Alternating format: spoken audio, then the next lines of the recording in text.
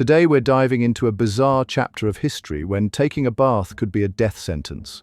From poisoned wells to disease-spreading steam, discover how something as simple as bathing became one of medieval Europe's deadliest activities.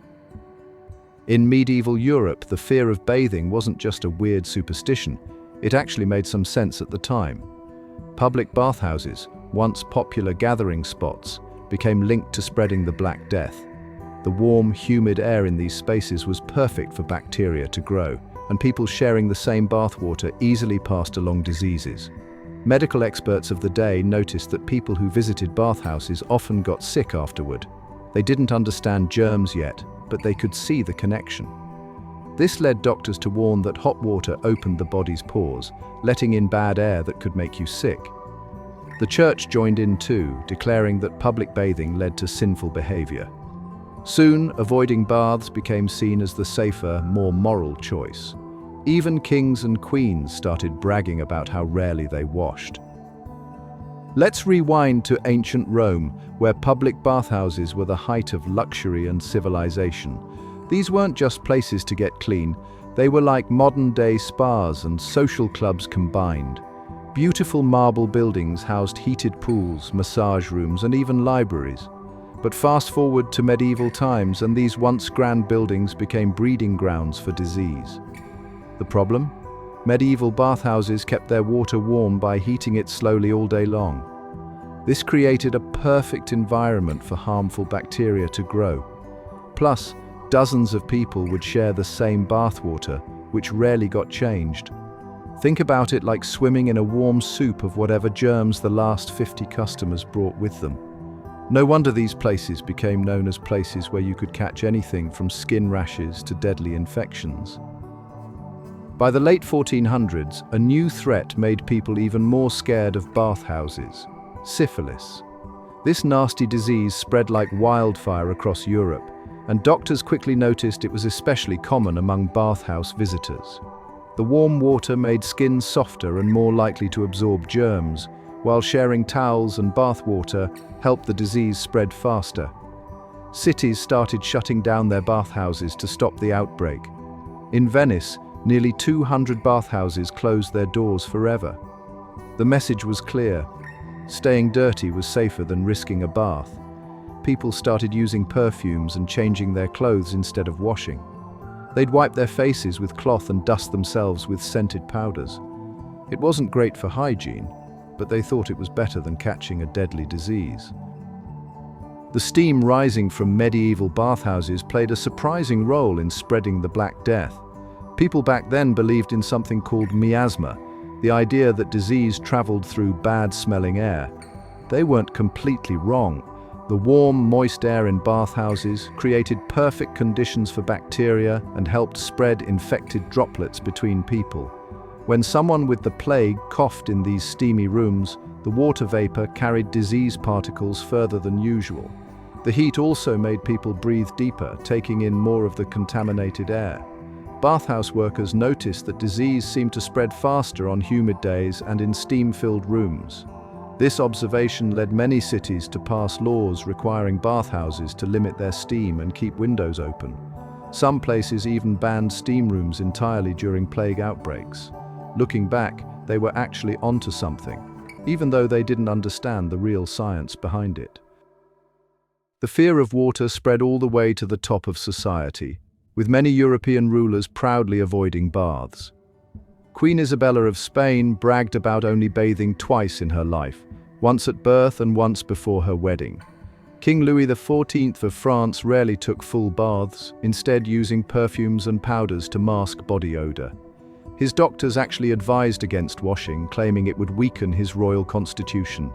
Even Queen Elizabeth I of England, known for her striking appearance, only took a monthly bath, whether she needed it or not. The royal courts followed their example, making it fashionable to avoid water. Instead, they changed their linen undergarments frequently, believing clean clothes could draw out dirt and sweat from the body. Nobles would spend fortunes on perfumes, scented oils, and elaborate wigs to hide the effects of their limited washing. One of the darkest reasons people feared water was the very real threat of poisoned wells. During times of conflict, enemies would dump dead animals, toxic plants, and even human bodies into water sources to make people sick. This wasn't just wartime paranoia. There are actual records of wells being poisoned during the Crusades and various European conflicts. Jewish communities were often falsely blamed for these acts, leading to terrible persecution. Cities started posting guards at public wells and springs, while wealthy families hired official water tasters. Some communities even created elaborate systems to test water safety, like putting silver coins in water jugs. If the coin turned black, they believed the water was poisoned. These fears made people turn to alternatives like wine and ale, which they saw as safer than water. Medieval doctors had some wild ideas about keeping clean, and their advice probably did more harm than good. They believed that water, especially hot water, opened up the skin's pores and let in dangerous bad air that could make you sick. These respected medical experts wrote detailed warnings about how bathing weakened the body's natural defenses. They recommended using vinegar or wine to clean wounds instead of water, claiming it was safer. Some doctors even advised rubbing the body with dry cloths and herbs, saying this would clean you better than water ever could. The famous physician John of Gaddesden warned that bathing after a meal could cause deadly fevers, while others claimed washing your head too often would make you go blind. These medical myths spread quickly through medieval society, and people trusted their doctor's advice, even when it meant avoiding soap and water completely. During the darkest days of medieval Europe, bathhouses became dangerous places for Jewish communities. When diseases spread through cities, people looked for someone to blame, and Jewish people who followed strict cleanliness rules became targets. Their religious practices required regular washing, which stood out at a time when most Europeans avoided water. Angry mobs accused Jewish bathhouse owners of poisoning the water or performing evil rituals. Some cities banned Jews from using public baths altogether, while others forced them to use separate facilities. In Germany and France, bathhouses were often attacked during anti-Jewish riots. These false accusations got worse during the Black Death, when Jewish communities suffered terribly just for trying to stay clean. This ugly chapter shows how fear and misunderstanding turned simple acts of hygiene into reasons for violence. When people stopped bathing, they had to find other ways to deal with body odor and dirt. The wealthy started using expensive perfumes made from exotic flowers and spices. They would dab these scents behind their ears, on their wrists, and even on their clothes. People also used scented powders made from crushed herbs and flowers to dust their bodies and wigs. The really fancy folks carried pomanders, small balls filled with strong-smelling spices they could sniff when bad smells became too much. Changing clothes became super important too. Rich people would wear white linen undergarments and change them daily, believing the cloth would soak up dirt from their skin. They'd also use special brushes to clean their clothes and wipe their skin with vinegar-soaked cloths. These methods didn't actually clean anything, but they helped people feel less gross about not bathing. The turning point came when scientists started understanding germs in the 1800s.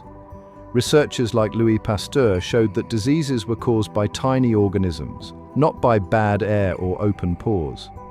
Doctors began testing bathhouse water and found the real problem. It wasn't the water itself, but dirty water that needed changing. They proved that clean, fresh water actually helped prevent disease. This led to major changes in public health. Cities started building better water systems with filters and treatments. New bathhouses had rules about changing water regularly and keeping things clean. Soap became more common, and people learned that washing with clean water was one of the best ways to stay healthy. The old fears about bathing finally started to fade as science showed that being clean wasn't dangerous. It was essential for good health. Thanks for joining us on this fascinating journey through medieval hygiene history. Who knew staying clean could be so dangerous? If you enjoyed learning these surprising facts, hit that like button and subscribe for more historical mysteries. Share with your history-loving friends.